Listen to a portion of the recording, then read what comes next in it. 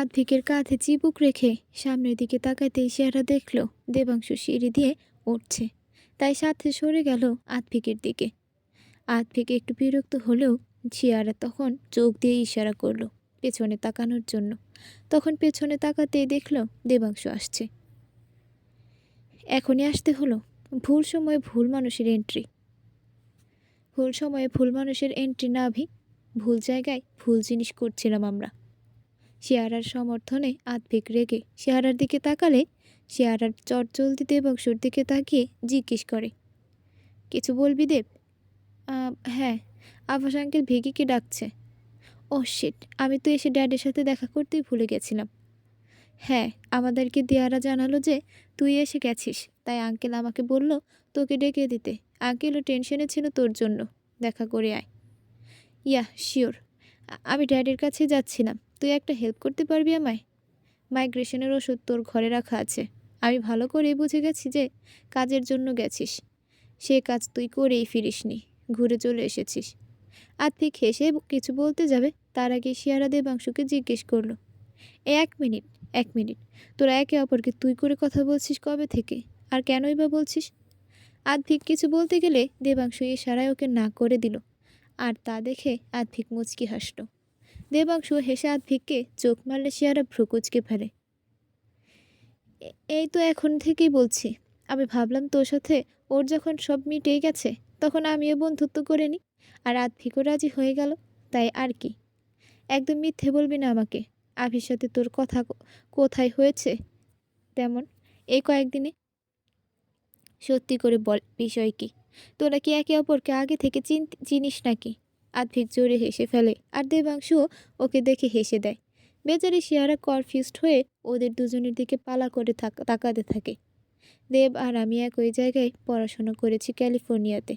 পরে ও শিকাগো চলে যায়, আর আমি ক্যালিফোর্নিয়াতেই থেকে যাই। ওর ইচ্ছা প্রথম থেকেই ফটোগ্রাফি নিয়েছিল, তুমি তো জানো নিশ্চয়। হ্যাঁ, ওই জন্যই ও শিকাগো গেছিল। ওর মনে হয়েছিল ক্যালিফোর্নিয়ার থেকে শিকাগো বেস্ট। তাই এদিকে আমি ফ্যাশন ডিজাইনিং নিয়ে পড়েছি। একই কলেজে ছিলাম আমরা, তবে সাবজেক্ট আলাদা ছিল। আমাদের দুজনেরই ইচ্ছা ছিল এইসব প্রডিউস বা অ্যাক্টিংয়ের চক্করে পড়ব না। কিন্তু লাভ কিছু কি হয়েছে? সেই তো এসে অভিনয় করতে হচ্ছে, ওকে আর আমাকে প্রডিউসিং। তাও তুই এসে অ্যাটলিস্ট নিজের ফ্যাশন হাউস চালাচ্ছিস। আমাকে দেখ, ড্যাড আমাকে ফিল্ম ইন্ডাস্ট্রিতে ডেবিউ করেই ছাড়বে, শপথ নিয়েছে মনে মনে। আমি আছি তো নাকি? চিন্তা করছিস কেন তুই? আমি কথা বলে নেব সুধাংশু স্যারের সাথে। তুমি তার মানে আঙ্কেলকেও চেনো আভি?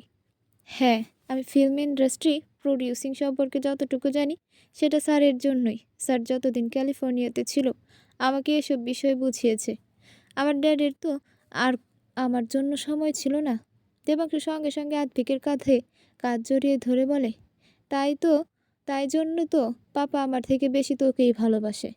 আচ্ছা, তোদের যখন এতই পীড়িত তখন এটা দেখা যায়নি কেন? শিয়ার আর দেবাংশু দুজনেই বিষয়টাকে ঘোরানোর জন্য প্রসঙ্গ পাল্টানোর চেষ্টা করে। তোর জন্য আবার কেন? তোদের মধ্যে এত ক্যাচাল জেনেই আমি আর পীড়িত করিনি। তাছাড়া আমাদের নিজেদের মধ্যেও কিছু ঝামেলা হয়েছিল। ঝামেলা? সেসব কথা পরে হবে। আমি ড্যাডির সাথে দেখা করে আসছি, ওকে? আদ্ভিক হাসি মুখে শিয়ারার কপালে ঠোঁট ছুঁইয়ে দিয়ে আভাসবাবুর কাছে চলে গেলে দেবাংশু আদ্ভিকের যাওয়ার পথ থেকে চোখ সরিয়ে শিয়ারার দিকে তাকায়। দেখে শিয়ারা হাসি মুখে দাঁড়িয়ে আছে। ওকে দেখলেই বোঝা যাচ্ছে ওদের মধ্যে সব ঠিক হয়ে গেছে। দেবাংশু, ফাইনালি তোদের মধ্যে সব মিটেছে, তাই তো? হ্যাঁ, আমাদের মধ্যে সব কিছু মিটেছে, কিন্তু এখনও অনেক প্রশ্ন রয়েছে যার উত্তর খুঁজে বার করতে হবে। তোরা একসাথে থাকলে সব কিছুর সমাধান খুব সহজে হয়ে যাবে শিয়া। শুধু এটুকু বলবো, একে অপরকে ভুল বুঝিস না কখনো। আর ছেড়ে যাওয়ার কথা তো মাথাতেও আনিস না। এই কথার ওপর দেবাংশুকে এতটা জোর দিতে দেখে শিয়ারা অবাক হলো। তোদের মধ্যে কী নিয়ে ঝামেলা হয়েছিল? ভুল বুঝাবুঝি। এটুকু জেনে রাখ, এমন কেউ আছে যে আদ্ভিককে নিঃস্ব করতে চায়, ওকে একা করে দিতে চায়, হয়তো প্রাণীও মারতে চায়। দেব, কী বলছিস এসব? আমি জাস্ট আমার ইনস্টিংক্টসের ওপর ভরসা করে বললাম, প্রমাণ আমার কাছেও নেই, এজন্য বলছি ওকে একা ছেড়ে দিস না কখনো। তুই জানিস ওকে তোর আর আমার ছবি দেখানো হয়েছিল? যতদূর মনে হয় ওটা যখন তুই নার্সিং হোমে অ্যাডমিট ছিলিস তখনকার। তখন আর এগুলো নিয়ে ভেবে মাথা খারাপ করিস না। এখন আর এগুলো নিয়ে মাথা খারাপ করিস না। শুধু এটুকু মাথায় রাখ, এতদিন ওদের সময় ছিল, এবার তোদের সময় এসেছে। সে আর বেশ আত্মবিশ্বাসী অনুভব করলো দেবাংশুর শেষ কথাটায়। দেবাংশুর বিষয়টা পরিবর্তন করে বলল, না এবার যাই, আমার গার্লফ্রেন্ডরা আমার জন্য অপেক্ষা করছে। গার্লফ্রেন্ডরা? আরে কি আর বলবো তোকে, পার্টিতে গিয়েছিলাম না ভিকির, ওখানে অনেকগুলো মেয়ের সাথে কথা হয়েছে। ইভেন ওরা আমার নাম্বারও জোগাড় করে ফেলেছে। তুই তো জানিসই আমি কোনো মেয়ের কাছে যাই না, তাই বলে ওদের ফিলিংস নিয়ে খেলবি তুই? দেব, তোকে কতবার বারণ করব, এরকম প্লে বয় হয়ে জীবন চলবে না তোর। শিয়া, এই মেয়েগুলো কেউ আমাকে ভালোবাসে না, ওরা জাস্ট আমার ফেম, আমার টাকাকে ভালোবাসে, যাতে ওরা আমার দ্বারা ইন্ডাস্ট্রিতে চান্স পেতে পারে। ইউজ করতে চায় আমাকে, ঠিক যেমনভাবে। দেবাংশু চুপ করে যায় আর চোয়াল শক্ত হয়ে যায়। শিয়ারা নরম হয়ে যায় দেবাংশুর কথা শুনে। আলতো করে দেবাংশুর চোখে কাঁধে হাত রাখলে দেবাংশু অন্যদিকে মুখ ফিরিয়ে রেখেই নিচের দিকে তাকিয়ে উত্তর দেয়, আমার লাইফে আমি আর এক্সট্রা কাউকে চাই না শিয়া। ড্যাড, তুই আর ভিকি যথেষ্ট। আর ট্রাস্ট মি, প্লে বয় হলে অ্যাটলিস্ট এত কষ্ট পেতে হয় না যতটা ভালোবেসে কষ্ট পেতে হয়। ফিনিক্স আসলেই ভালোবাসলেই নয়, মানুষ সেটার সাথে খেলে, আর না হয় ভাগ্য। আমি এসবে জড়াতে চাই না। আচ্ছা, সত্যি কি তুই চাস না যে তোর জীবনে এমন কেউ থাকুক যে তোর হবে? সে শুধু তোকে নিয়ে ভাববে, নিজের তোকে নিজের সবটা দিয়ে ভালোবাসবে। বল, চাইলে কি সব পাওয়া যায় না শিয়া? পাওয়া যায় শিয়া, বরং আমরা যেটা চাই সেটাই আমরা কখনো পাই না। এটা ভুল কথা দেব। আমরা বেশিরভাগ বেশিরভাগ্য সময় এমন জিনিস চেয়ে ফেলি যেটা হয়তো আমাদের জন্য তৈরিই হয়নি, আর যেটা আমাদের জন্য তৈরি হয়েছে আমরা সেটাকে গ্রহণ করতে পারি না। নিষিদ্ধ জিনিসে মানুষের আকর্ষণ, কৌতূহল থাকে, কিন্তু বিশ্বাস কর, ফিলিংস জিনিসটাই আমার মধ্যে আর নেই। আমার মনে হয় না আমি কাউকে কোনোদিন ভালোবাসতে পারবো বলে। তার মানে এই নয় যে আমার ফিলিংস নেই। আমার অন্যদের ফিলিংস নিয়ে খেলবো। আমি আগে আমি আগেই সবাইকে জানিয়ে দেই, I am not interested about love, relationship and all. I know that very well. আমি জাস্ট দেখতে চেয়েছিলাম তোকে প্লে বয় বললে তোর গায়ে লাগে না কি তুই অ্যাকসেপ্ট করে নিস বিষয়টা। আমি ভেবেছিলাম তুই হয়তো সত্যি ধীরে ধীরে প্লে বয় হয়ে যাচ্ছিস, but no, I am wrong. যাক, আমি আমার টেস্টে পাশ করে তোকে ভুল প্রমাণ করে দিয়েছি তাহলে। হ্যাঁ, কিন্তু আমি এটা বলতে পারি যে এখানে আমি ভুল হলেও একটা বিষয় আমি ঠিক প্রমাণ হবই। আচ্ছা, আর সেটা কি বিষয়? তোর লাইফে এমন কেউ একটা আসবে যাকে তুই ভালোবাসবি, আর অফকোর্স সেটা নিজের অজান্তে। Like seriously? মজা করছিস তুই শিয়া? No, I am serious. তুই কি জানিস, আমরা যেই জিনিসটার থেকে দূরে পালাতে চাই সেই জিনিসটাই আমাদের সামনে চলে আসে। আমার আর আফির বিষয়টাই দেখ না, আমি তো চেয়েছিলাম পালাতে, পেরেছি কি? না। তবে তুইও পালাতে পারবি না দেব, সবার জীবনে এক না এক একবার ভালোবাসা আসে, আর তোর জীবনেও আসবে।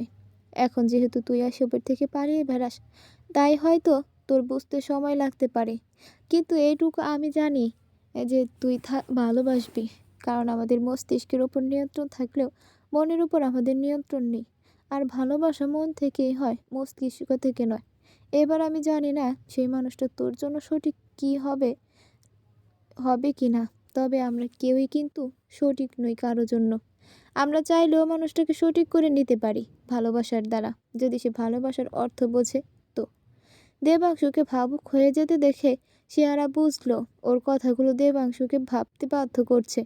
হঠাৎই ওরা দুজন দেখলো দিয়ারা নিজের ঘর থেকে বেরিয়ে হোটেলের ব্যালকনির দিকে যাচ্ছে। দেবাংশু সেদিকে তাকিয়ে শিয়ারার কাঁধে হাত রেখে ওকে ভরসা দিয়ে চলে যায় সেদিকে। বিষয়টা শিয়ারার খটকা লাগলো, কিছু না বলে নিজের জায়গায় কিছুক্ষণ চুপ করে থেকে দাঁড়িয়ে থাকার পর ধীরে ধীরে আভাসবাবুর ঘরের দিকে এগিয়ে যায় শিয়ারা। বাইরে থেকে দাঁড়িয়ে শিয়ারা দেখতে পায় আভাসবাবু আদ্ভিককে বুকে টেনে নিলেন। হয়তো কথা কাটাকাটি চলছিল, কিন্তু সেটা দীর্ঘস্থায়ী হয়নি। শিয়ারা হালকা হেসে ওখান থেকে সরে নিজের ঘরে চলে যায়। ব্যালকনিতে দিয়ারা নিজের মনে ব্যালকনিতে দাঁড়িয়ে আছে। সে ভীষণ খুশি নিজের দিদিকে খুশি দেখে। এতগুলো দিন পর সে নিজের দিদিকে ফিরে পেয়েছে, আর তারও দিদি অবশেষে নিজের ভালোবাসাকে ফিরে পেয়েছে। দিয়ারা অতীতে নিজের বোকামির কথা মনে করে হাসে, যখন সে ভেবেছিল সে আদ্ভিককে ভালোবাসে। থ্যাংক গড, সময় থাকতে আমি নিজের ভুলটা বুঝতে পেরেছিলাম। কিন্তু মা, তুমি কিভাবে এত বড় একটা ভুল করলে?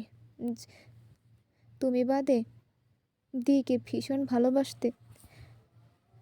তুমি তো দিদিকে ভীষণ ভালোবাসতে, তাই না? আমি তোমাকে অনেক মিস করছি মা, অনেক। দিয়ারার মনটা আবার বিষণ্ণতায় ছেয়ে যায়। সে মনে মনে আদ্ভিক আর শিয়ারার সম্পর্কের কথা মনে করে, যখন তারা একসাথে ছিল। সেসব ভেবে আফসোস সরে বলে ওঠে, দি কত লাকি যে ভিকিদার মতো একজনকে নিজের জীবনে পেয়েছে।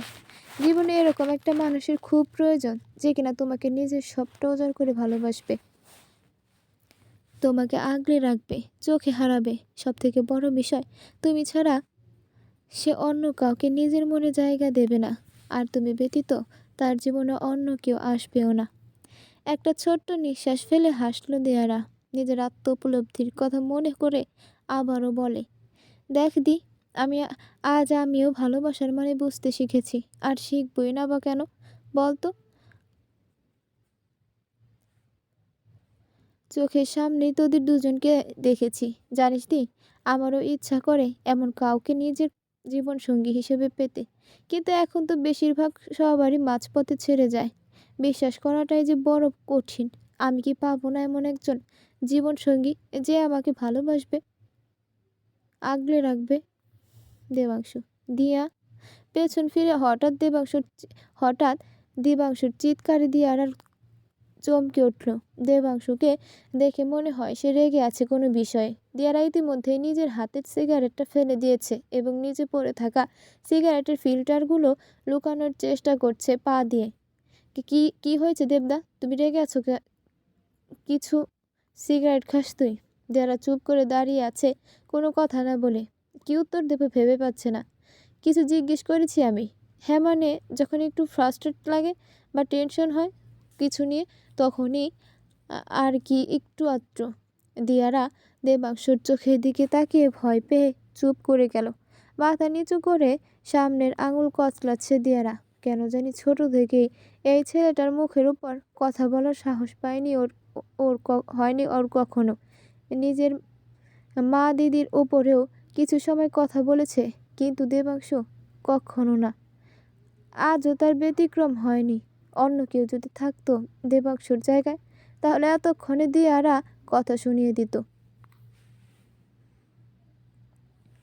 এখনকার দিনের মেয়েরা কোনো কিছুতেই পিছিয়ে নেই। এখন মেয়েদের ড্রিঙ্ক স্মোক করা খুবই স্বাভাবিক বিষয়। তফাৎ একটাই, কেউ লুকিয়ে করে আর কেউ প্রকাশ্যে। কেউ কম তো কেউ বেশি। আর সব থেকে বড় কথা, আমি তোকে মানা করার কেউ হই না। শুধু এইটুকুই বলবো, এই জিনিসটা তোর ক্ষতি করছে, তাই এমন কিছু করিস না যেটা তোর ক্ষতি করবে। আমি বললাম তো মাঝে মাঝে মিথ্যে বলার চেষ্টা করিস না। পা দিয়ে যেটা লুকানোর চেষ্টা করছিস সেটা লুকাতে পারবি না তুই আমার থেকে। মিথ্যে বলাও শিখে গেছিস দেখছি, অনেক বড় হয়ে গেছিস বল। যাই হোক, আমি আর কিছু বলবো না। দেবাংশু পেছন ফিরে চলে যেতে নিলে দিয়ারা কয়েক পা এগিয়ে দিয়ে দেবাংশুর জ্যাকেটটা পিছন থেকে টেনে ধরে। দেবাংশু ফেরে না দিয়ারার দিকে। দিয়ারার কিছুক্ষণ চুপ করে বসে থাকে। তারপর দিয়ারা ধীর কণ্ঠে বলেন, দিয়ারা সরি। দেবাংশু দিয়ারার কথা শুনে সামনের দিকে তাকিয়ে থেকে নিজের হাতটা পেছনে নিয়ে গিয়ে দিয়ারার হাত থেকে জ্যাকেটটা ছাড়িয়ে নেয়। তবে ওর হাতটা ছাড়ে না, ওর হাতের কবজিটা ধরেই রাখে। কিন্তু ইতিমধ্যে দিয়ারার চোখ জলে ভরে উঠেছে, কিন্তু এর কারণ সে জানে না। দিয়ারা সরি। দেবাংশুর কেমন একটা অদ্ভুত অনুভূতি হলো দিয়ারার গলার স্বর শুনে। ও তৎক্ষণাৎ দিয়ার দিকে ফিরতেই দেখলো সে মাথা নিচু করে দাঁড়িয়ে আছে। দেবাংশু ওর দিকে ফেরার কিছুক্ষণ পরেই দিয়ারা মাথা তুলে তাকায় আর দেবাংশ অবাক হয়ে যায় দিয়ারার চোখে জল দেখে। দেবাংশ ওকে বকেছে, দিয়ারার এই জন্য কাঁদছে। কিভাবে সম্ভব এটা মাথায় আসছে না দেবাংশুর। যেই মেয়েকে কিনা হাজার বকলে মারলেও তার চোখ চোখ দিয়ে জল পড়ে না সহজে, আজ সেই মেয়ে দেবাংশুর সামনে বকায় কেঁদে দিল। সামান্য বকায় কেঁদে দিল। দেবাংশু, তুই তুই কাঁদছিস কেন? দেখ আমি তোকে হার্ট করতে চাইনি, আমি শুধু। আর হবে না। দেয়ারা দেবাংশুর জ্যাকেট ছেড়ে দিয়ে নিজের চোখ মুছে নিল। কিন্তু কেমন একটা নার্ভাস ফিল হচ্ছে ওর, তাই আঙুল মোচড়াতে লাগলো। দেবাংশু দেয়ারার লাল মুখটা দেখে একটা ঢোক গিলে নিজের গলাটা ভিজিয়ে নিল। কি মিষ্টি লাগছে মেয়েটার মুখটা। মনে মনে দিয়ারার প্রশংসা করে সামান্য শব্দহীন হাসলো দেবাংশু। দিয়ারার দুই বাহুতে হাত রেখে, এসব খাওয়াটা ঠিক না দিয়া, ছেলে মেয়ে কারোর জন্যই ঠিক না। আমিও তাই জন্য এসব ছেড়ে দিয়েছি। আমি চাই না তোর কোনো ক্ষতি হোক। দিয়ারা সঙ্গে সঙ্গে কথাটা শুনে দেবাংশুর দিকে তাকালে দেবাংশু হালকা হেসে ওকে চোখ দিয়ে ভরসা দিল। দিয়ারাও তাই চোখ সরিয়ে নিচের দিকে তাকিয়ে হালকা হেসে হ্যাঁ বোধক মাথা নাড়ালো। চিৎ বাড়ছে, যা ঘরে যা এখন। তুমি ঘরে যাবে না? দেবাংশু কিছু না বলে শুধু হাসলো আর দিয়ারার হাত ধরে এগিয়ে যেতে শুরু করলো। দিয়ারা দেবাংশুর পেছনে হাঁটতে হাঁটতে অবাক হয়ে একবার ওদের হাতের দিকে তাকাচ্ছে আর একবার দেবাংশুর দিকে তাকাচ্ছে। যা গিয়ে রেস্ট নে। দিয়ারা ঘরের দিকে এগিয়ে গেলে দেবাংশু ওর দিকে তাকিয়ে থাকে যতক্ষণ না দিয়ারা দরজা দিচ্ছে। ঠিক কিসের আশায় দেবাংশু তাকিয়ে আছে দিয়ারার দিকে, সেটার উত্তর ওর কাছে নেই। দিয়ারা দরজার ধারে দাঁড়িয়ে দরজা বন্ধ করার ঠিক আগের মুহূর্তে দেবাংশুকে বলল, তুমিও রেস্ট নাও দেবদা, আমি ঠিক আছি আর তোমার কথা মনে থাকবে আমার। দেবাংশুর মুখে জয়ের হাসি ফুটে ওঠে। সে হয়তো এটাই চাইছিল যে দিয়ারা তার সাথে কথা বলুক। ওর মনে হচ্ছিল আজ ওর কথাগুলো বলায় দিয়ারা হয়তো ওর সাথে কথা বলবে না, তাই তো সে এটা চাইছিল। কিন্তু এমন কেন চাইছিল সে? কি এমন হবে দিয়ারা কথা না বললে, দেবাংশুর জন্য উদাসীন হয়ে থাকলে? দরজা লক করেনি। চীনা পরিচিত লোক না হলে দরজা খুলবি না রাতে, মনে থাকবে? হ্যাঁ ঠিক আছে। দেবাংশু আর কথা না বাড়িয়ে চলে গেলে দিয়ারা দরজা দিয়ে দেয় আর ভাবতে থাকে হঠাৎ এমনভাবে সাবধান করলো কেন দেবাংশু। এদিকে দেবাংশু নিজের ঘরে যেতে যেতে মনে মনে ভাবতে থাকে কিছু কথা। এই অ্যাসিস্ট্যান্ট ডিরেক্টরটাকে একটু শিক্ষা দিতে হবে মনে হচ্ছে। প্রথম থেকেই দেখছি দিয়ারার দিকে ওর নজর, এমনভাবে তাকায় যেন ওর ব্যবস্থা করতে হবে আমায়। দেবাংশু দাঁতে দাঁত চেপে কথাগুলো ভেবে নিজের ঘরে ঢুকে দরজা বন্ধ করে দিল। কিন্তু তখনই ওর মন আবার কিছু বলে উঠল। কিন্তু এবার সেটা মনের ভেতরে প্রকাশ করলো না, প্রকাশ পেল মনের বাইরে সজোরে। What the hell, what's wrong with you Dev? আমি কেন দিয়ারাকে নিয়ে এত ভাবছি?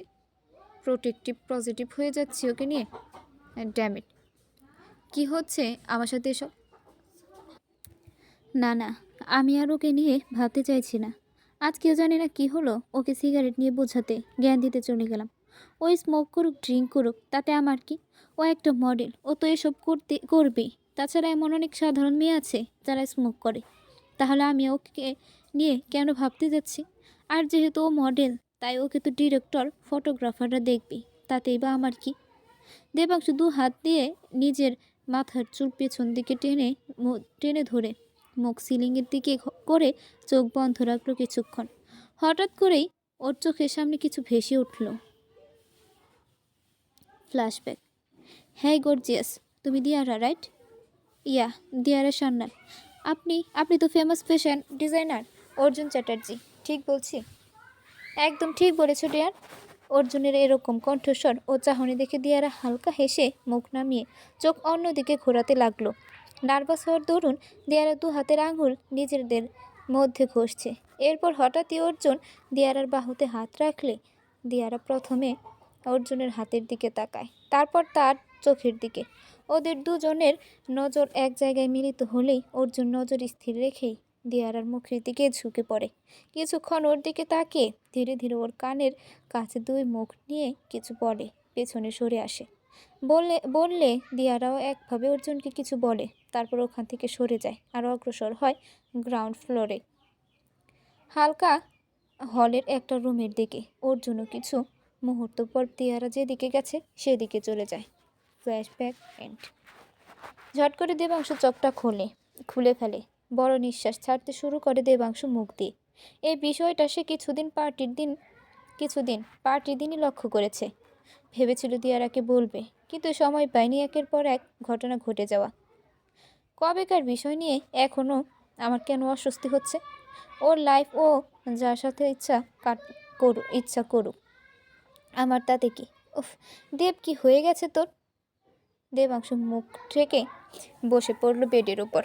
কিছুক্ষণ ওইভাবে বসে থেকে নিজেকে শান্ত করবে ভেবেছিল, কিন্তু সমানে ওই ঘটনা ওর চোখের সামনে ভেসে উঠতে লাগলো। দিয়ারা হাসি মুখে ছেলেটাকে সম্মতি জানালো।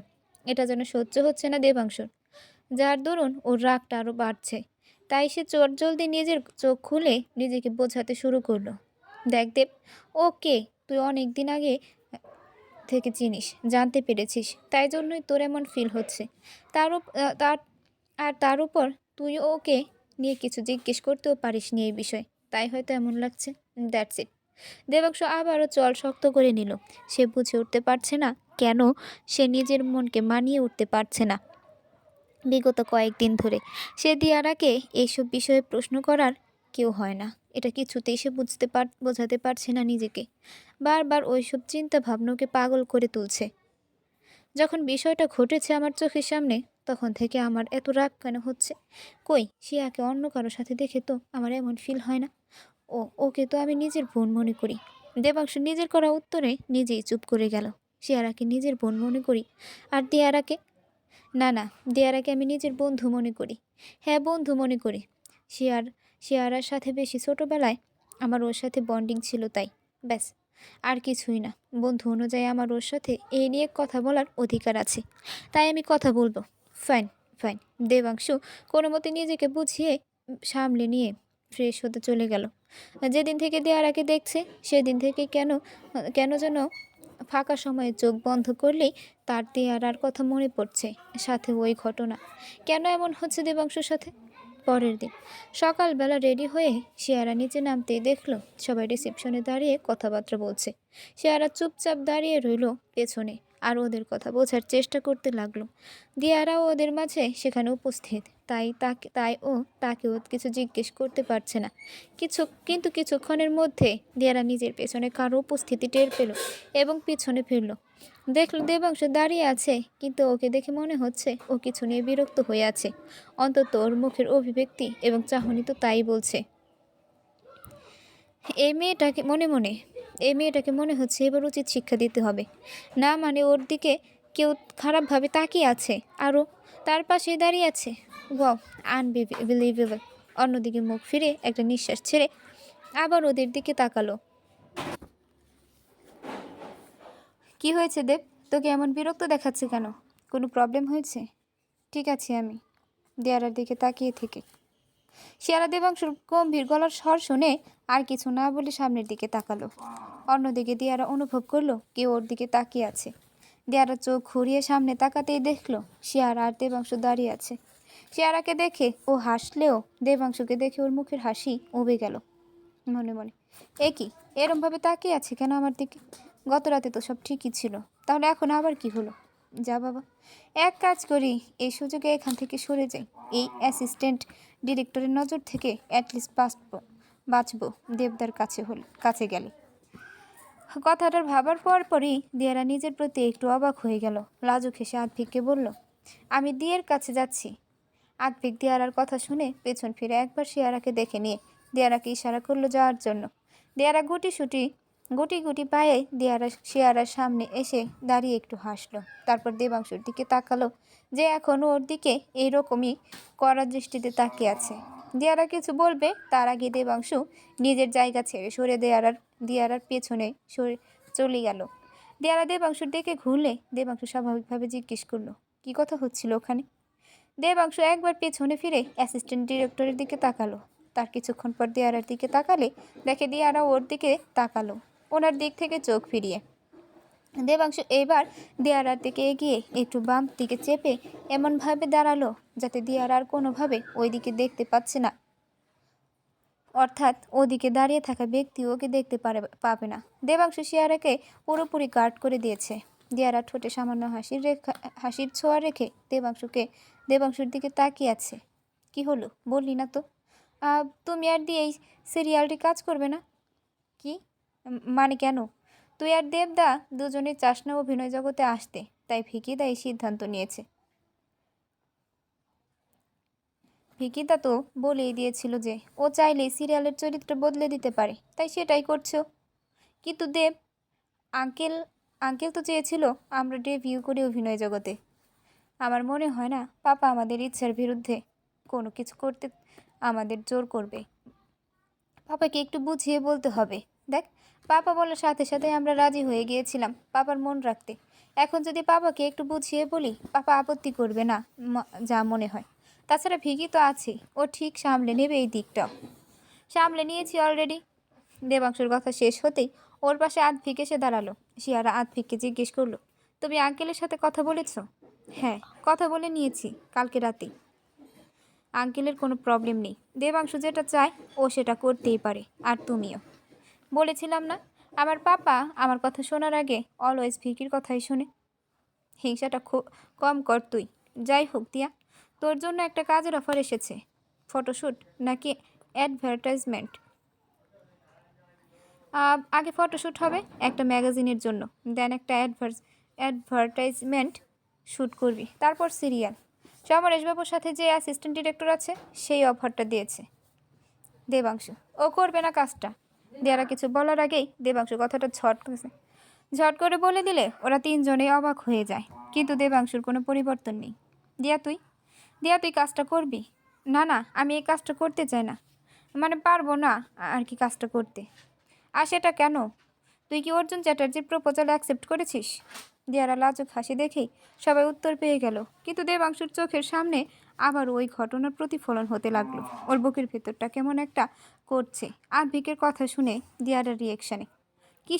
কিসের প্রপোজাল? তুই জানিস নিশ্চয়, উনি একজন নামকরা ফ্যাশন ডিজাইনার। উনি নিজে দিয়ারাকে ওনার ফ্যাশন হাউজের মডেল হিসেবে বেছে নিয়েছেন। তো আবার শো স্টপার। ইউ নো দিয়া, উনি আমাকে জাস্ট পাগল করে দিচ্ছেন তোর উত্তর জানার জন্য। ব্যাপারটি কি বলতো? তুইও দেখছি ওনার নাম শুনে একেবারে লাল টমেটো হয়ে গেলি। কি ব্যাপার? ও ভিকিদা, তোমরা টিচ করা বন্ধ করো প্লিজ। এমন কিছুই না, ওনাকে আমি জাস্ট পছন্দ করি। ওনার ফ্যাশন হাউজের হয়ে মডেলিং করাটা অনেক মডেলেরই স্বপ্ন, আমারও সেটাই, আর কিছুই না। যেখানে সবাই এত চেষ্টা করে এই সুযোগটা পাওয়ার জন্য, সেখানে আমি কোনো চেষ্টা না করে এই সুযোগটা পেয়ে গেলাম। এটা ভেবে অবাক হচ্ছি। এটাকে সুযোগ না, সুবর্ণ সুযোগ বলে দিয়া। তুই দেবাংশ ওখান থেকে চলে গেলে আদ্ভিক থেমে যায়। ওরা তিনজনে দেবাংশুর এমন হঠাৎ চলে যাওয়ার অবাক হয়ে যায়। ও এভাবে চলে গেল কেন? সকাল থেকে দেখছি ওর কিছু একটা হয়েছে, কিন্তু কিছুই তো বলছে না। আদ্ভিক আর শিয়ারার কথা শুনে দিয়ারা নিজেও চিন্তিত হয়ে পড়লো দেবাংশুকে নিয়ে। মনে মনে ঠিক করলো দেবাংশুর সাথে কথা বলতে হবে এই নিয়ে। দিয়ারা, কি ব্যাপার, তুমি ওভাবে চলে এলে কেন ওখান থেকে? দেবাংশুকে একা দাঁড়িয়ে থাকতে দেখে দিয়ারা ওর কাছে এসে ওর পেছনে দাঁড়িয়ে কথাটা জিজ্ঞেস করে। দেবাংশু হোটেল থেকে বেরিয়ে এসে চুপচাপ পাহাড়ের দিকে তাকিয়ে দাঁড়িয়েছিল চোখ বন্ধ করে, জ্যাকেটের পকেটে হাত গুজে। এমনি দেবাংশুর এই ছোট্ট উত্তর দেওয়ার পছন্দ হলো না। একটু ভ্রু কুচকে দেবাংশুর দিকে এগিয়ে গেল এবং সামনের দিকে ঝুঁকে দেবাংশুর মুখের দিকে তাকিয়ে জিজ্ঞেস করলো, তোমাকে দেখে মনে হচ্ছে তুমি রেগে আছো। এ বিষয়ে রেগে আছো তুমি? কি বিষয়ে রেগে আছো তুমি? দেবাংশু নিজের নজর পাহাড়ের উপর থেকে সরিয়ে দেয়ারা নজরের সাথে মিলালো। দেয়ারা এখনো একভাবে ওর দিকে তাকিয়ে আছে, মাথা কাত করে। আমি রাগ করে আছি নাকি নেই সেটা নিয়ে তোর এত মাথা ব্যথা কেন? বারে যে আমাকে নিয়ে এত চিন্তা করে, আমি তাকে নিয়ে চিন্তা করব না? দেয়ারা কথাটা ঠোঁটে হালকা হাসির রেশ নিয়ে বলল, আর 2-3 বার পর পর চোখের পলক ফেলল। দেবাংশু দেয়ারার এমন চাহনি সহ্য করতে না পেরে সঙ্গে সঙ্গে নিজের চোখ ঘুরিয়ে নেয়। দেয়ারার ঠোঁটে এবার হাসি ফুটে ওঠে। আচ্ছা, বলতে হবে না। কেন রেগে আছো? তোমার যখন মন চাইবে তখন বলো। আর থ্যাংক ইউ। দেয়ারা কথাটা বলে 2 পা এগিয়ে গেলে দেবাংশু ওর হাতটা টেনে টেনে ধরে নিজের জায়গায় দাঁড়িয়ে থেকে। দেয়ারা দেবাংশের দিকে ফিরে দেখে দেবাংশু এখনও অন্যদিকেই তাকিয়ে আছে। দিয়ারা অপেক্ষা করতে লাগলো কখন দেবাংশু কিছু বলবে। সব কিছু বুঝেও না বোঝার ভান করিস তুই, তাই না? দিয়ারা বুঝতে পারছে দেবাংশুর হাত ক্রমশ ওর হাতের কবজিতে জেঁকে বসছে। দিয়ারা দেবাংশুর হাতের উপর হাত রেখে তৎক্ষণাৎ বলল, আমাকে কখনো কোনো কিছু বলতে হয় না দেবদা। আমার উপর যখনই কোনো খারাপ দৃষ্টি পড়ে সেটার সাথে ভ্রিকিদা ডিল করে নেয়, তাই আমি বুঝেও পাত্তা দেই না। আর আমি একজন মডেল, এসব তো সহ্য করতেই হয়। তাই বলে তুই এটাকে প্রশ্রয় দিবি? দেবাংশু দিয়ারার দিকে ঘুরে জোর গলায় প্রশ্নটা করলে দেহার একটু অবাক হয়ে গেল। এরকমভাবে কেউ কখনো ওর বিষয়ে রিয়্যাক্ট করেনি। কাম ডাউন দেবদা, আমাদের প্রত্যেকটা মেয়েদেরকেই এরকম কিছু জিনিসের সম্মুখীন প্রতিনিয়ত হতে হয়। সবার দৃষ্টিভঙ্গি তো এক নয়, তাই না? খারাপ নজর কখনো পোশাক বা বয়স থেকে হয় না। খারাপ মন মানসিকতার সাথে দৃষ্টিভঙ্গি খারাপ থাকলেই পোশাক বা বয়স যাই থাক না কেন নজর খারাপ পড়বে। এটা আমরা আটকাতে পারবো না। তাই বলে প্রোটেস্ট করবো না, রাইট? তোর দিকে প্রথম থেকে উনি খারাপ নজরে তাকিয়ে আছে, এটা বুঝতে পেরেও তুই চুপ করেছিলি কেন? কারণ তুই ওনার দৃষ্টিভঙ্গি পাল্টাতে পারবি না। Wow, great, just unbelievable. Debangshu অন্যদিকে ঘুরে গেলে দেয়ারা একটু অবাক হয়ে দেবাংশুর দিকে তাকিয়ে থাকে। ও বুঝে উঠতে পারছে না দেবাংশু এতটা রিয়াক্ট কেন করছে। সে যে ইন্ডাস্ট্রি সম্পর্কে কিছু জানে না তা তো নয়। দেবাংশুর এরকম ব্যবহারের সাথে সে আদ্ভিকে শিয়ারার সাথে করা ব্যবহারের মিল পাচ্ছে। আদ্ভিক ঠিক এমনই যত্নশীল শিয়ারার প্রতি। সে দিয়ারার প্রতিও যত্নশীল, কিন্তু সেটা দাদার মতো। আদ্ভিক কখনোই দিয়ারাকে এসে বকাবকি করেনি। চুপচাপ নিজের মতো করে সেই ব্যক্তিকে সরিয়ে দিয়েছে। কিন্তু দেবাংশু দেবাংশু এক প্রকার জ্বলছে লোকটার ওপর। ওকে দেখে মনে হচ্ছে সে পারলে এখনই হাতের সামনে পেলে মেরে ফেলবে লোকটাকে। দিয়ারা মনে মনে, দেবদা কি জেলাস ফিল করছে? ধুর, কিসব ভাবছি আমি, ও কেন আমার বিষয়ে জেলাস ফিল করবে? দিয়ারা নিজের চিন্তা ভাবনাকে মাটি চাপা দিতেই দেবাংশু বলে উঠল, স্ক্রাউন্ডেল। ওকে তো আমি। দিয়ারা দেখলো অ্যাসিস্ট্যান্ট ডিরেক্টরটা হোটেলের বাইরে বেরিয়ে এসেছেন এবং মাঝে মাঝে দিয়ারার দিকে তাকাচ্ছেন। দেবাংশু সেটা দেখে এগিয়ে যেতে নিলেই দিয়ারা ওর সামনে দাঁড়িয়ে পড়ে আর বোঝানোর চেষ্টা করে, দেবদা প্লিজ, এখানে কোনো রকম সিন ক্রিয়েট করো না। আমরা সবটা ঠান্ডা মাথায় শর্ট করতে পারি, একটু বোঝার চেষ্টা করো। দেবাংশু ব্যক্তিটির দিকে তাকিয়ে দেয়ারার দিকে তাকালো। দেবাংশু একটু কিছুক্ষণ চুপ থেকে দেয়ারার একদম কাছে চলে আসে। দেয়ারা কিছু বোঝার আগেই দেয়ারার দুই কাঁধে নিজের দু হাত রেখে ওর মুখে সামনে ঝুঁকে বলে, বল, কিভাবে ঠান্ডা মাথায় শর্ট করব? কতটা মাথা ঠান্ডা রাখতে হবে? এতটা নাকি? দেবাংশু দিয়ারার চোখে চোখ রেখে কথাগুলো বলে মাথাটা একদিকে একটু সরিয়ে ওই ব্যক্তিটির দিকে তাকায় যে ওদেরকে দেখছিল। দেবাংশু একভাবে তাকিয়ে থাকে কিছুক্ষণ ওই দিকে। এদিকে দেহারা স্তব্ধ হয়ে গেছে। দেবাংশুর হঠাৎ করে এভাবে কাছে আসে। দেবাংশু আবার ওর চোখে চোখ রাখলে দেখে দিয়ারা একভাবে ওর দিকে তাকিয়ে আছে অবাকভাবে। দেবাংশু এক গাল হেসে একটা চোখ টিপ দেয় দিয়ারাকে, আর দিয়ারার চোখ আরো বড় হয়ে যায়। দেবাংশু এবার সোজা হয়ে দাঁড়ায় আর দিয়ারাকে টিচ করে বলে, দেবাংশু, তুই নাকি মডেল? আমাকে তাহলে আমাকে এত নিচু হতে হলো কেন? উফ, কোমরটা ব্যথা হয়ে গেল। ভাগ্যিস বেশিক্ষণ থাক আর না বললাম। দেয়ারা বুঝলো না হঠাৎ করে এত জোরে দেবাংশু এই কথাগুলো বলল কেন। দেয়ারা চট করে একবার পেছনে তাকাতেই দেখলো অ্যাসিস্ট্যান্ট ডিরেক্টর, অর্থাৎ যে ওকে দেখছিল সে চুপচাপ চলে গেল মাথা নিচু করে হোটেলের দিকে। তুমি কি করলে? কি করলাম? তোকে নাটা বললাম। আবার কি মানেটা কি? আমি নাটা? হ্যাঁ, তা নয় তো কি? কি হলো দিয়া, এরকমভাবে চিল্লাচ্ছিস কেন? শিয়ারা আর আদ্ভিক পেছন থেকে এসে কথাটা বললে দেয়ারা ঘুরে ওর দিদির কাছে এসে দেবাংশু নামে অভিযোগ করে, দেবদা আমাকে নাটা বলেছে। এই কথাটা শুনে আদ্ভিক দেবাংশুর দিকে তাকালে দেবাংশু আদ্ভিককে একটা চোখ টিপ দেয়। আদ্ভিক হেসে দেবাংশু তালে তাল মিলিয়ে বলে, হ্যাঁ তো ভুল কি বলেছে? তোরা দুই বোনই তো বাচ্চা, আর তোমরা বুড়া লম্বা তাল গাছ, আর আমাদের লম্বা ছেলেই পছন্দ, কারণ তাহলে আমরা একটু শান্তিতে হিল পরতে পারবো। না হলে তো তোমরা ছেলেরা আমাদের থেকে বেটে হয়ে যাও হিল পরলে। সো প্লিজ আমাদের টিচ করে না, কোনো লাভ নেই, চল দি। দিয়ারা শিয়ারার হাত ধরে ওখান থেকে চলে গেল। আদ্ভিক আর দেবাংশু কিছু বলার সুযোগই পেল না। তাই একে অপরের দিকে তাকিয়ে হেসে ফেলল। কি ব্যাপার হলো বলতো? কি ব্যাপার মানে এটাই যে তুই এত কেন রিয়াক্ট করলি কিছুক্ষণ আগের বিষয়টা নিয়ে? দেবাংশু একটু থতমত খেয়ে গেল আদ্ভিকের প্রশ্ন। ও নিজেই জানে না ও কেন এতটা রিয়্যাক্ট করলো। দেবাংশুকে চুপ করে থাকতে দেখে আদ্ভিক বলল, তোকে দেখে মনে হচ্ছিল তুই মেনে নিতে পারছিল না দিয়ার দিকে কেউ বাজেভাবে তাকাচ্ছে। ঠিক যেমন আমিও মেনে নিতে পারি না শেয়ারের দিকে কেউ বাজে নজরে তাকালে, কারণ আমি জানি ও আমার। দেবাংশু চমকে আদ্ভিকের দিকে তাকালে আদ্ভিক মাথা নেড়ে সম্মতি জানালো। দেবাংশু বিষয়টা সামলানোর জন্য বলল, তুই এসব আমাকে কেন বলছিস? দেখ, আমি ওকে আগে থেকেই চিনি, তাই জন্য রিয়্যাক্ট করেছি। ও শিয়ারার বোন, তাই। সত্যি কি তাই দেব? কই, শিওর সাথে তো কখনো এভাবে রিয়্যাক্ট করিসনি। করেছিস? আমি যদিও জানি না তোদের বিষয়টা, বাট আমার মনে হয় না আজ যেই ব্যাপারটা দিয়ার সাথে করলি সেটা তুই কখনো শিওর সাথে করেছিস বলে, কারণ আজকে হয়তো তোর অনুভূতিটা অন্যরকম ছিল। ভিকি, তুই বেশি বলছিস। আমি সেম রিয়াক্টই করি। ও আচ্ছা, আসলে আমি তো করিনি, তাই বললাম আর কি। মানে দিয়াকে আমি বোনের চোখে দেখি, তাই ওর দিকে কেউ বাজে নজরে দেখলে আমি মেনে নিই না, উচিত শিক্ষা দিয়ে দিই। কিন্তু এরকম রিয়াক্ট কখনো করি না ওর ওপর। এছাড়া সব মেয়ের জন্যই আমি এটা করব, মানবিকতার খাতিরে। শুধুমাত্র শিউ বাদে, কারণ ওকে কেউ বাজে নজরে দেখলে আমার মনে হয় আমার জীবনের সবচেয়ে অমূল্য সম্পদকে কেউ বাজে নজরে দেখছে, যেটা আমি মেনে নিতে পারি না। আমার বুকের ভিতরটা জাস্ট জ্বলে যায়। At that time I feel very insecure. আর শিউ যদি সেটাকে প্রশ্রয় দেয় তাহলে তো হয়েই গেছে। মানে তুই আজকে যেমন রিয়্যাক্ট করলি তেমনই রিয়্যাক্ট করে ফেলি ওর ওপর। যাই হোক, তুই তো বললি তোর ক্ষেত্রে এমনটা নয়। So let it be.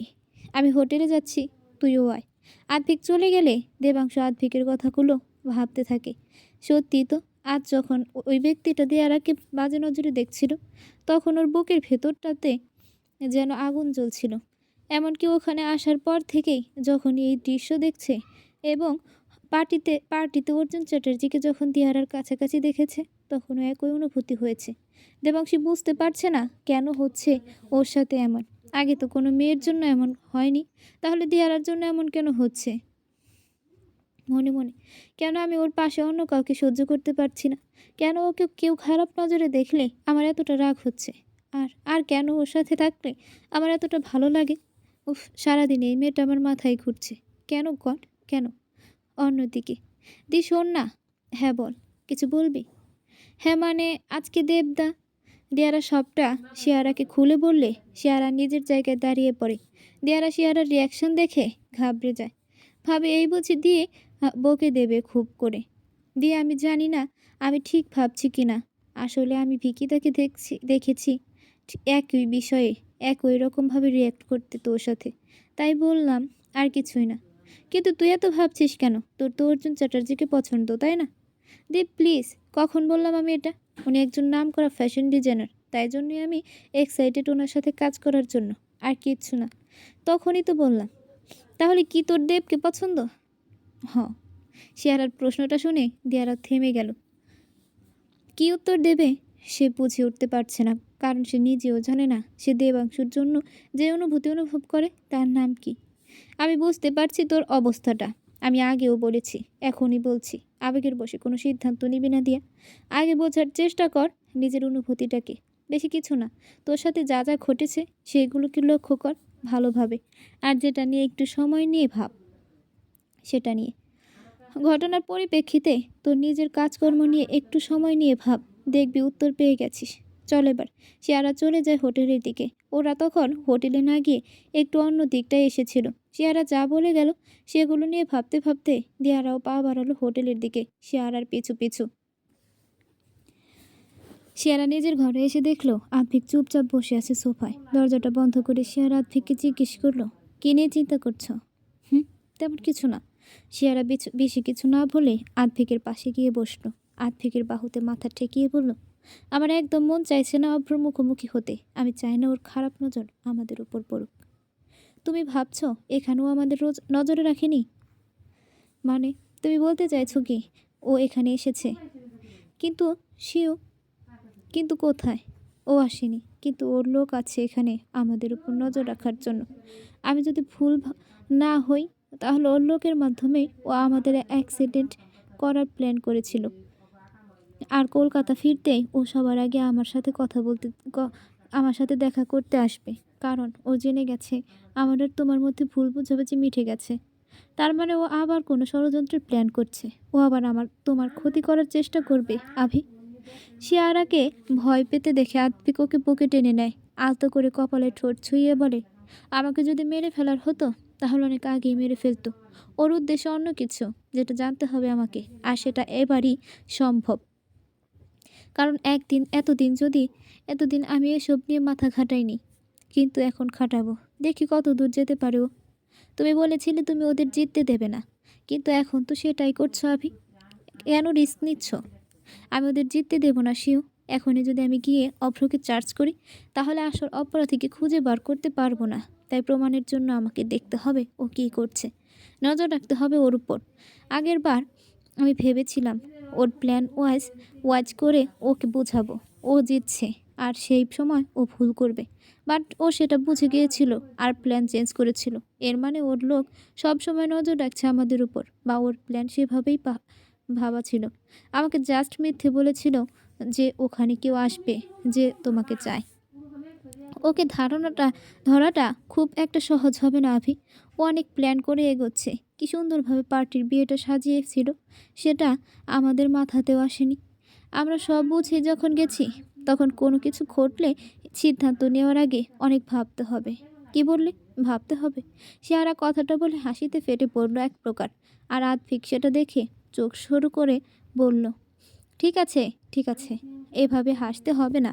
আমি আগে ভাবিনি, এখন ভাববো। এতে হাসির কি আছে? হ্যাঁ, উফ, থাম বেশিও। শিয়ারা আতফিককে বিরক্ত হয়ে দেখে নিজের হাসি চেপে ওর মুখের দিকে তাকালো। আবার হাসতে গেলে আতফিক শিয়ারার ঠোঁটে নিজের ঠোঁট চেপে ধরে। শিয়ারা বড় বড় চোখ করে তাকালে আতফিক সরে এসে মুচকি হাসে আর পরে, এর থেকে বেশি কিছু হবে হাসলে। হাসো এবার, অসভ্য একটা। শিয়ারা লজ্জা পেয়েছে, এটা বুঝতে পেরেছে আতফিক। ওর অন্যদিকে মুখ ফিরিয়ে নেওয়ায় তাই হেসে শিয়ারার কোমরে হাত রেখে ওকে নিজের কাছে টেনে আনে আতফিক। কিন্তু তাও শিয়ারা নিচের দিকেই তাকিয়ে আছে। শিয়ারার গালে ঠোঁট ছুঁইয়ে দেয় আতফিক, আর শিয়ারা আতফিকের বুকের সাথে মিশে যায়। আমি এই বিষয়টা নিয়ে চিন্তিত নই, আমি চিন্তিত দেব আর দিয়াকে নিয়ে। তুমি ওদের বিয়ের বিষয়টা টের পেয়েছো? আজকে কিছুক্ষণ আগে যে ঘটনাটা ঘটলো, সেটাও অনেক কিছুই পরিষ্কার হয়ে গেছে। দেব আর তুমি অনেক দিন ধরেই বন্ধু। তুমি নিশ্চয়ই জানো ও কেমন, ও কী সহ্য করেছে। আমার মনে হয় আমার দিয়াকে সতর্ক করে দেওয়া উচিত। আমি চাই না আমার বোন কোনো রকম কষ্ট পাক। তুমি এমনটা কেন ভাবছো যে অন্যান্য মেয়েদের ক্ষেত্রে দেব এমন বিহেভ করেছে, দেয়ার ক্ষেত্রেও তাই করবে? আমি আমার বন্ধুকে অনেক দিন আগে থেকেই চিনি, তাই আমি এটুকু বলতে পারি, দেবের জীবনে দিয়া সব মেয়েদের মতো নয়। ও আলাদা দেবের কাছে। Yes, she is different. সেটা আমিও লক্ষ্য করেছি, কিন্তু আমি যদি দিয়াকে সতর্ক করি, তাহলে ও হয়তো এভাবে এগোবে। কিন্তু সেটা থেকে যদি দিয়া পিছিয়ে যায়, দেখো, এই 2 বছরে আমি দিয়াকে যতটুকু দেখেছি তাতে বুঝেছি ও এসব নিয়ে একটু ভয় পায়। মানে ও ঠকতে ভয় পায়। এমন একজনকে চায় যে ওকে ভীষণ ভালোবাসবে, ওকে বুঝবে। ও তো এটাই বলেছে আমাকে সবসময়। তাই এখন যদি তুমি দেবের ব্যাপারে সতর্ক করো, তাহলেও পিছিয়ে যেতেই পারে। দিয়ে আর কি, 1-2 বছরে কাউকে পছন্দ হয়নি? মানে ও তো বেশ নাম করা মডেল, কে প্রপোজাল দেয়নি? এটা হতে পারে না। প্রচুর প্রপোজাল পেয়েছে, কারণ ওর বিহেভিয়ারটাই এমন। ও সবার সাথে হেসে ভালোভাবে কথা বলে, যাতে বেশিরভাগ প্রডিউসার ডিরেক্টর সেটাকে অন্য কিছু ধরে নেয়। অ্যাকচুয়ালি সেটা নয়। ও মনে করে as a model and human or behaviour সবসময় ভালো হওয়া উচিত সবার প্রতি। আর সত্যি, এতে আমার ফ্যাশন হাউস অনেক অনেক নতুন কাজ পেয়েছে। বেশিরভাগ প্রডিউসার ডিরেক্টর, ফ্যাশন হাউসের মালিকরা ওর এই বিহেভিয়ারকে পছন্দ করেছেন। তাহলে এখন কি করা উচিত? দিয়া নিজেও জানে না ও দেবের জন্য কি ফিল করে। দেখো, আমার মনে হয় দিয়াই হয়তো দেবকে ভালোবাসে। ভালোবাসা কি সেটা রিয়েলাইজ করাতে পারবে। যেমনভাবে বিষয়টা এগোচ্ছে তেমনভাবে এগোতে দাও। তাই এটাকে শিয়ারা কিছু না বললেও ও বিষয়টা পুরোপুরি মেনে নিতে পারে না। সেটা আতফিক বুঝতে পারে, কিন্তু ওর কিছু করার নেই। এখন এই বিষয়ে হস্তক্ষেপ করলে হিতে বিপরীত হতে পারে। সে চায় না দেব বা দিয়া কেউ কষ্ট পাক, কিন্তু ওদের ভালোর জন্য এটুকু রিস্ক নেওয়াটা দরকার। ওরা যদি একে অপরের জন্য সঠিক না হয়, তাহলে সেটা সময়ই বুঝিয়ে দেবে। আর সেই সময়টার জন্য অপেক্ষা করতেই হবে ওদের। শিউ, চলো বাইরে থেকে একটু ঘুরে আসি। আমাদের তো কালকে সন্ধ্যার ফ্লাইট। ঘোরা তো হবে না আর। হুম, এখন কোথায় যাবে? আগে চলো, রেডি হয়ে নাও, আমি অপেক্ষা করছি বাইরে। আর্থিক বেরিয়ে গেলে সেরা রেডি হয়ে নেয় এবং একসাথে ব্রেকফাস্ট করে ঘুরতে বেরিয়ে যায়। অন্যদিকে সেরা চুপচাপ দাঁড়িয়ে পাহাড় দেখছে। রোদ উঠায় বেশ ঝলমলে হয়ে রয়েছে পুরো পরিবেশ। ঠান্ডাটাও একটু কম লাগছে তাই জন্য। হঠাৎই দিয়ারার কিছুক্ষণ আগের ঘটনা মনে পড়ে যায়। আরও মনে মনে হেসে ওঠে দেবাংশুর ব্যবহারের কথা ভেবে। নিজের দিদির কথা শুনে ও লজ্জা পেতে শুরু করে মনে মনে। ভাবে, আমি কি সত্যি কিছু অনুভব করি দেবদার জন্য? এদিকে দেবাংশ নিজের নিকন এবং ডিএসএলআর নিয়ে পাহাড়সহ পরিবেশের ছবি তুলছিল। সেই সময় ওর চোখে পড়ে দিয়ারা দাঁড়িয়ে আছে এবং সে আপন মনেই হাসছে। দেবাংশ নিজের অজান্তেই দিয়ারার একের পর এক ছবি তুলতে লাগলো। তারপর আস্তে করে ওখান থেকে সরে গেল। পরের দিন আতফিক, শিয়ারা সহ সবাই ফ্লাইটে উঠে পড়েছে। এই ফ্লাইটে আতফিক আর শিয়ারা পাশাপাশি বসেছে এবং আভাসবাবু, দিয়ারা ও দেবাংশ একসাথে বসেছে। দিয়ারা একটু অস্বস্তি বোধ করছে দেবাংশুর পাশে বসায়, তাই উসখুস করছে। তখনই হঠাৎ ওর চোখ যায় নিজের পাশের দিকে। সেখানেই সেই অ্যাসিস্ট্যান্ট ডিরেক্টর বসে ওর দিকেই তাকিয়ে আছে। কি আছে ওই পাশে যে ওই দিকে তাকিয়ে আছিস? ওয়েট, উঠ। হ্যাঁ, উঠতে বলেছি। দিয়ারা সিট বেল্ট খুলে উঠে দাঁড়ালে দেবাংশু দিয়ারার সিটে বসে পড়ে। সেই দেখে দিয়ারা হালকা হেসে দেবাংশুর সিটে বসে সিট বেল্ট লাগাতে থাকলো। দেবাংশু বলে, অস্বস্তি হলেও এখানে আমার পাশেই বসতে হবে, ঠিক আছে? দেবাংশু কথাটা বলেই মুখটা অন্য পাশে ফিরিয়ে নেয়, যেদিকে অ্যাসিস্ট্যান্ট ডিরেক্টর বসে আছেন। দিয়ারা ধীরে ধীরে দেবাংশুর জ্যাকেটের হাতাটা একটু টেনে ধরে ওর হাতের উপর হাত রেখে রাখে নিজের, যেটা অনুভব করে দেবাংশু ওর দিকে তাকায়। থ্যাংক ইউ, একটা ছোট্ট হাসি উপহার দেয় দিয়ারা নিজের কথা শেষ করে। তারপর অন্যদিকে মুখ ফিরিয়ে নেয়, খেয়াল করে না এদিকে মানুষটার বুকে এক প্রকার ঝড় উঠে গেছে। দেবাংশু কিছুক্ষণ একভাবে তাকিয়ে থাকে দিয়ারার দিকে, আর দিয়ারার হাসিটা ওর চোখের সামনে ভাসতে থাকে। নিজের মাথাটা একটু ঝাঁকিয়ে নিয়ে অন্যদিকে ফিরে যায় দেবাংশু, আর মনে মনে নিজেকে বকে দেয়। দেবাংশু মনে মনে, এই মেয়েটা আমাকে পাগল করে দেবে এবার। কিন্তু চেয়েও তো দূরে থাকতে পারি না ওর থেকে। ওর কথা বলা, ওর হাসি, ওর সব কিছু বারবার চোখের সামনে ভেসে ওঠে এখন। ওহ গড, কী হচ্ছে এসব? কেন হচ্ছে? দেবাংশু সিটে মাথা হেলিয়ে চোখ বন্ধ করতে ওর চোখের সামনে কিছুক্ষণের মধ্যে দিয়ারার থ্যাংক ইউ আর ওর হাসিটা ভেসে ওঠে। দেবাংশু চোখ না খুলতেই হালকা হাসি দিয়ারার কথা ভেবে। কলকাতা ফিরে এসে একদিন রেস্ট নিয়ে আতফিক নিজের ফ্যাশন হাউসে নিজের কাজে ফিরে আসে। বেশ কয়েকটা মিটিং পেন্ডিং পড়ে আছে ওর। মিটিংগুলো শেষ করে ডিলগুলো ফাইনাল করতে হবে। সকাল থেকে নিজের ডেস্কে বসে সে কাজ করার জন্য প্রস্তুতি তো নিচ্ছে, কিন্তু কিছুতেই মন বসাতে পারছে না কাজে। আতফিক, শিওকে একটা ফোন করব। ও কি উঠে গেছে ঘুম থেকে? এতটা অস্থির লাগছে কেন আজকে আমার? উফ, যেদিন থেকে এই মেয়েটা আমার জীবনে এসেছে এমন একটা দিন যায়নি যখন আমার ওর কথা মনে পড়েনি। আতফিক নিজের চেহারে হেলান দিয়ে চোখ বন্ধ করতেই শেয়ারার সাথে ওর হওয়া থেকে নিয়ে শুরু করে সব কিছু মনে পড়তে থাকে। সে ভালোবাসে এভাবে শেয়ারাকে অনুভব করতে, যখন শেয়ারা তার কাছে উপস্থিত থাকে না। দরজায় নক করার আওয়াজে আতফিক চোখ খোলে। কামিন। হ্যাঁ ভিকি। আতফিকের ক্যাবিনে একটা মেয়ে ঢুকে আসলে আতফিক মেয়েটিকে দেখে এক প্রকার লাফিয়ে উঠে দাঁড়ায় আর বড় সড়ো ঢোক গেলে। হে তানিশা, তুই এখানে কি করে? কেন, আমি কি আসতে পারি না ভিকি? আতফিক রেগে তানিশার পেছনে দাঁড়িয়ে থাকা সোহমের দিকে তাকায়। সে মাথা নিচু করে অপরাধীর ন্যায় চুপচাপ হয়ে আছে। আতফিক নিজের জায়গা ছেড়ে সামনে আসতে আসতে বলে, না, একদমই সেটা মিন করতে চাইনি। আমি বলতে চাইছিলাম যে তুই এখানে। What a lovely surprise. Tanisha আতফিকের মুখ থেকে কথাটা শুনে এগিয়ে গিয়ে আতফিককে জড়িয়ে ধরল, যাতে আতফিক একটু অস্বস্তি বোধ করলো, কিন্তু অবাক হলো না। চেয়েও ভদ্রতার খাতিরে তানিশার পিঠে আলতোভাবে হাত রেখে সামনে তাকাতেই তার চোখ বড় বড় হয়ে গেল, কারণ সামনে শিয়ারা দাঁড়িয়ে আছে।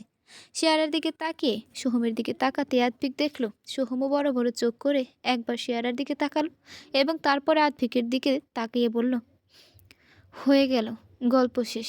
শুরু হওয়ার আগে মনে হয় আবার শেষ হওয়ার ঘন্টা বেজে গেল। চেহারার দিকে তাকিয়ে সোহমের দিকে তাকাতে আদ্ভিক দেখল সোহমও বড় বড় চোখ করে একবার চেহারার দিকে তাকালো এবং তারপরে আদ্ভিকের দিকে তাকিয়ে বলল, হয়ে গেল, গল্প শেষ। শুরু হওয়ার আগে মনে হয় আবার শেষ হয়ে যাওয়ার ঘন্টাটা বেজে গেল। সোহমের কথাটা উপস্থিত তিনজনেই শুনতে পায়। কথাটা আদ্ভিকের কানে যেতেই আদ্ভিক তানিশাকে ছেড়ে সোহমের দিকে ক্ষিপ্র দৃষ্টিতে তাকিয়ে থাকে, হাত মুঠো করে। কিন্তু চেহারার মুখের অভিব্যক্তি একদম স্বাভাবিক। সে চুপচাপ আদ্ভিকের দিকে তাকাচ্ছে আর সোহমের দিকে তাকাচ্ছে। এমন সময় তানিশা শিয়ারার নজর কাড়ল আদ্ভিককে প্রশ্ন জিজ্ঞাসার মাধ্যমে। ভিকি, এই মেয়েটাকে? তানিশা প্রশ্ন করলে আদ্ভিক শিয়ারার দিকে এগিয়ে যায় ওর চোখে চোখ রেখে। শিয়ারার সামনে দাঁড়িয়ে পেছনে ফিরে আদ্ভিক তানিশাকে বলে, ও শিয়ারা সান্নাল। এটুকু বলে আদ্ভিক শিয়ারার পেছনে গিয়ে ওকে পেছন থেকে জড়িয়ে ধরে। শিয়ারার গালে একটা ছোট্ট কিস করে আদ্ভিক বলে, মাই লাইফ, মাই এভরিথিং। শিয়ারা আদ্ভিকের হঠাৎ এমন কাজে অপ্রস্তুত হয়ে পড়ে। পেছনে সহ মিটিমিটি হাসছে। তানিশা অবাকের চরম পর্যায়ে নিজেকে বাস্তবে এনে তানিশা চটপট জিজ্ঞেস করে, you mean you guys are in relationship? Yes, any doubt? না, আমি জাস্ট বিশ্বাস করতে পারছি না আদ্ভিক রায়চৌধুরী। মেয়েদের থেকে দূরত্ব বজায় রাখা যার জীবনে রোজকার কাজ ছিল, সে রিলেশনে, যে কিনা এসব ভালোবাসার রিলেশনে বিশ্বাসী ছিল না, সে রিলেশনে? Jesus Christ, I can't believe it. দুই হাত দুদিকে সরিয়ে অবাক হয়ে শিয়ারা তানিশার এমন কথা শুনে মুচকি হেসে আদ্ভিকের দিকে তাকালে আদ্ভিক হালকা হাসে কাত উঁচিয়ে। শিয়ারা তানিশাকে বলে, এটুকু শুনে যদি আপনার এই অবস্থা হয় তাহলে আপনার বন্ধুর কাণ্ড কারখানা তো ছেড়ে দিন। কিভাবে আমার প্রেমে পড়েছিল সেটা শুনলে যে কি অবস্থা হবে আমি ভাবছি। প্লিজ বলিস না ভিকি, তুই শিয়ারাকে প্রপোজ করেছিলি। শিয়ারা প্রথম দেখাতে আমার পুরো জীবনটা পাল্টে দিয়েছিল। অবশ্য আমাকে অত ভালোভাবে দেখেনি, কারণ ভুলবশত শুটিং সেটে ঢুকে পড়েছিল তো তাই। কিন্তু আমি ওকে দেখেছিলাম, আর ওইটুকুই সময়ে ওর উপস্থিতি আমার পুরো পৃথিবী নাড়িয়ে দিয়েছিল। ওর তো টের পায়নি যে ভুলবশত শুধু শুটিং সেটে না, আমার জীবনেও চলে এসেছিল। কথা শেষ করে আদ্ভিক আবার শিয়ারার গালে কিস করে ছোট্ট করে আরেক আর এইবার শিয়ারার চোখ রাঙানি উপহার দেয় আদ্ভিককে, আর আদ্ভিক হেসে ফেলে। লাভ অ্যাট ফার্স্ট সাইট হয়েছিল তোর, এর মানে? মাই গুডনেস, আমি ভাবতে পারছি না এত বড় সারপ্রাইজ ওয়েট করছিল এখানে আমার জন্য। By the way, congratulations. Thank you Tani. ও হচ্ছে তানিয়া বাসু। আমি যখন ক্যালিফোর্নিয়াতে ছিলাম তখন দেব ছাড়া যদি আর কারোর সাথে কথা বলে থাকি তাহলে শুধুমাত্র ওর সাথেই কথা হতো আমার। Hi, nice to meet you. Hello, nice to meet you. আচ্ছা ভিকি, হ্যাঁ, তুই দেবের বিষয়ে কিছু জানিস? অ্যাকচুয়ালি আমি ওর জন্য এসেছি এখানে। আমার ওর সাথে দেখা করাটা খুবই দরকার। তোরা কি কথা বলিস এখন? শর্ট আউট হয়েছে? ইয়া, সব শর্ট আউট হয়ে গেছে আমার ওর সাথে। তুই বাইরে গিয়ে একটু ওয়েট কর, দেব আসবে কিছুক্ষণের মধ্যে এখানে। Really? Yeah, thank you so so much Vicky. আরে ঠিক আছে, কি কথা হলো জানাস আমাকে। সোহম, তানিকে নিয়ে যাও, কি লাগবে দেখো। আসুন ম্যাম। সোহমের সাথে তানিশা বেরিয়ে গেলে আদ্ভিক শিয়ারার দিকে তাকালে দেখে শিয়ারা তানিশার যাওয়ার দিকে তাকিয়ে আছে। কি দেখছো? তুমি কি কিছুক্ষণ আগের বিষয় নিয়ে ভাবছো? তানিশা শুধুই, আভি প্লিজ, এইটুকু বিশ্বাস আমার তোমার প্রতি আছে। তানিশা, বা তুমি বলার কিছু আগেই আমি বুঝতে পেরেছি তানিশা তোমার বন্ধু, যার ফ্রেন্ড বানানোরই সাহস নেই, সে কিনা আবার গার্লফ্রেন্ড বানাবে। হ্যাঁ। হাওয়ায় হাত নেড়ে শিয়ারা এগিয়ে গেল। আর্থিক প্রকুচকে জিজ্ঞেস করলো, এটা আমার প্রশংসা ছিল নাকি অপমান? তুমি যেটা ভাববে সেটাই। আর্থিক ছোট্ট একটা নিঃশ্বাস ফেলে শিয়ারার কাছে গিয়ে এক হাত টেনে শিয়ারাকে নিজের দিকে ফেরালো। তারপর শিয়ারার বেরিয়ে থাকা চুলগুলো কানের পাশে গুজে দিতে দিতে বলল, তুমি যদি বলো তাহলে আমি কিন্তু সাহসটা দেখাতেই পারি। শুধু ফ্রেন্ড কেন, গার্লফ্রেন্ড বানিয়ে আরও অনেক কিছু। মাথাতেও আনবে না এই চিন্তাটা, না হলে আমার থেকে খারাপ আর কেউ হবে না। শিয়ারার হাত আদ্ভিকের পেট পেয়ে বুক হয়ে গলায় আলতো করে চেপে বসে। ঠিক সেই সময় আদ্ভিকের চোখে চোখ রেখে কথাটা বলে শিয়ারা। আদ্ভিক দুষ্টু হেসে শিয়ারার কোমর বাম হাতে আঁকড়ে ধরে নিজের দিকে টেনে আনে এবং ডান হাত শিয়ারার কানের নিচে রেখে ওর ঠোঁটে নিজের ঠোঁট জোড়া চেপে ধরে। শিয়ারা পরিস্থিতি বুঝে ধীরে ধীরে চোখ বন্ধ করে নিলে ওর ঠোঁট জোড়ায় মাঝে ব্যবধান সৃষ্টি হয়। আফিক মুহূর্তের মধ্যে শিয়ারার নিচের ঠোঁট আঁকড়ে ধরে এবং স্বাদ নিতে শুরু করে। আবেশে শিয়ারার ডান হাত আতফিকের গলার কাছে শার্টের কলার আঁকড়ে ধরে এবং বাম হাত আতফিকের কোমরের শার্ট। দুজন দুজনকে পাল্লা দিয়ে একে অপরকে ভালোবাসছে, হয়তো প্রতিযোগিতা করছে কে কাকে বেশি ভালোবাসতে পারে। এক পর্যায়ে আতফিক বন্য হয়ে উঠতে থাকে। সে শিয়ারাকে নিয়ে একটু পিছিয়ে গিয়ে ওর ঠোঁট ছেড়ে কোমরে দু হাত রেখে হালকা করে উপরে উঠিয়ে ডেস্কে বসিয়ে দিয়ে শিয়ারার কোমর জড়িয়ে ওর গলায় মুখ গুজে দেয়। শিয়ারা চোখ বুজে নিজের ঠোঁট কামড়ে ধরে। এক হাত দিয়ে আতফিকের চুলে এবং অন্য হাত দিয়ে পিঠে হাত বোলাতে থাকে আর আতফিকের ভালোবাসার স্পর্শ দ্বারা সুখের মৃদু যন্ত্রণা অনুভব করতে থাকে। এভাবেও কখনো আতফিকের কাছে পায়নি। প্রথম থেকেই আতফিক নিজেকে নিয়ন্ত্রণ করত এইভাবে, যদি শিয়ারার খারাপ লাগে। আর এখন সেই আতফিককে নিয়ন্ত্রণে রাখা সম্ভব হচ্ছে না। কিন্তু এইবার শিয়ারাকে হাল ধরতে হবে, না হলে সেও নিজের নিয়ন্ত্রণ হারিয়ে ফেলবে। এই ভেবে আতফিক মুখটা দু হাতে সামনে এনে ওর কপালে ঠোঁট ছোঁয়ালো শিয়ারা। একটা ছোট্ট ঠোক গিলে ঘন ঘন নিঃশ্বাস নিতে নিতে শিয়ারা আতফিকের কপালে কপাল ঠেকিয়ে বলল, কন্ট্রোল আভি, এটা অফিস। কার অফিস এটা? আমার অফিসে আমার বইয়ের সাথে আমি যা ইচ্ছা তাই করতে পারি। I mine only mine. You are mine only mine. আতফিকও একভাবে ঘন ঘন নিঃশ্বাস নিতে নিতে কথাগুলো বলে। কথা বলার ধরনে শিয়ারা সারা শরীরে শিহরণ বয়ে যায়, গায়ে লোমগুলো দাঁড়িয়ে যায়। কয়েক সেকেন্ডের মধ্যে শিয়ারা হালকা কুকিয়ে ওঠে। আতফিক শিয়ারার গলার ত্বক নিজের ঠোঁটের ভাঁজে দাঁত দিয়ে চেপে রাখলে শিয়ারা নিজের ঠোঁট দাঁত দিয়ে চেপে রাখে এবং দু হাত দিয়ে আতফিকের ঠোঁট ও কাঁধের হাড় খামচে ধরে। কিছুক্ষণ ওভাবে থাকার পর আতফিক জায়গাটায় নিজের জিভ ও ঠোঁট বুলিয়ে ধীরে ধীরে ছোট ছোট কিস করতে করতে শিয়ারার গলার এই পাশ থেকে অন্য পাশে চলে যায়। আতফিকের হাত শিয়ারার কোমর ছেড়ে পিঠে বিচরণ করছে নির্দ্বিধায়। আর না পেরে শিয়ারা অনুরোধ করে উঠল, আভি প্লিজ, আর না। আতফিকের হাত ও ঠোঁট দুটোই থেমে গেল নিজের জায়গায়। নিজেকে শান্ত করার জন্য শিয়ারার গলাতে চুপ করে মুখ গুজে বড় বড় নিঃশ্বাস ফেলতে লাগলো আতফিক। এদিকে শিয়ারারও একই অবস্থা।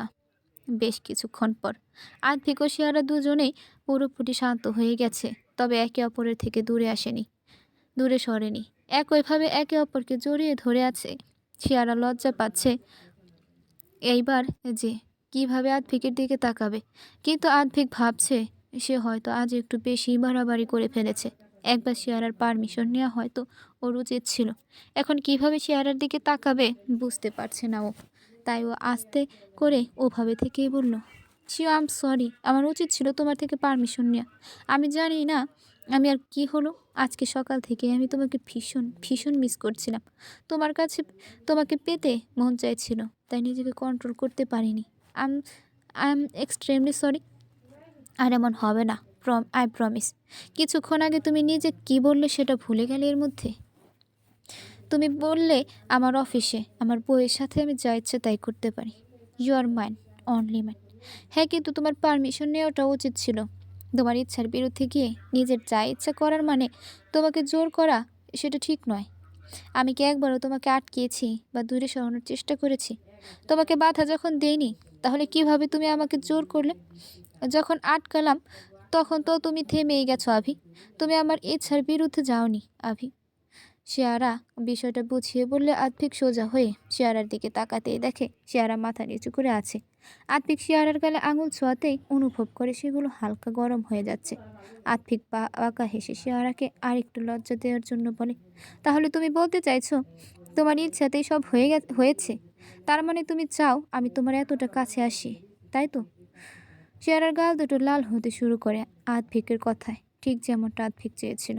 আতফিক নিজের লোভ সামলাতে না পেরে শিয়ারার মুখ নিজের হাতের মাঝে নিয়ে দুগালে ঠোঁট ছুঁয়ে ঠোঁটে গভীরভাবে নিজের ঠোঁট ছোঁয়। আতফিক সরে আসতেই শিয়ারা নিজেকে আতফিকের বুকের মাঝে লুকিয়ে নেয়। আতফিক হেসে শিয়ারার মাথায় হাত বোলাতে থাকে, শিয়ারাকে শক্ত করে জড়িয়ে ধরে। দরজায় আবার নক করার আওয়াজ হলে আতফিক কিছুক্ষণ চুপ থাকে, তবে শিয়ারা সরে আসে। আতফিককে চুপচাপ দাঁড়িয়ে থাকতে দেখে শিয়ারা বলে, আফি, কেউ এসেছে?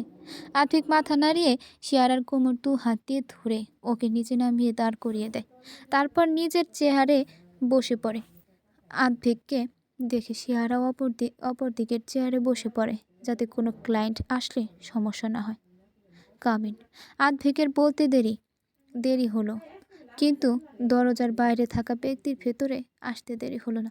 সে গটগট করে আফিকের দিকে তেড়ে আসতে শিয়ারা বিড় করে বলে ওঠে, দেব, এখানে কি করছে? তানিশা এখানে কি করছে ভিকি? তুই ওকে আমার সাথে দেখা করার সুযোগ করে দিয়েছিস? Like seriously? ও আমার সাথে দেখা করতে এসেছিল, বললো তোর সাথে দেখা করাটা খুব দরকার, তাই তাই তুই ওকে আমার সাথে দেখা করার সুযোগ করে দিলি। তুই কি ভুলে গেছিস তানিশা আমার এক্স গার্লফ্রেন্ড? নাকি এটা ভুলে গেছিস যে ওর জন্য তোর আর আমার মধ্যে ঝামেলা হয়েছিল?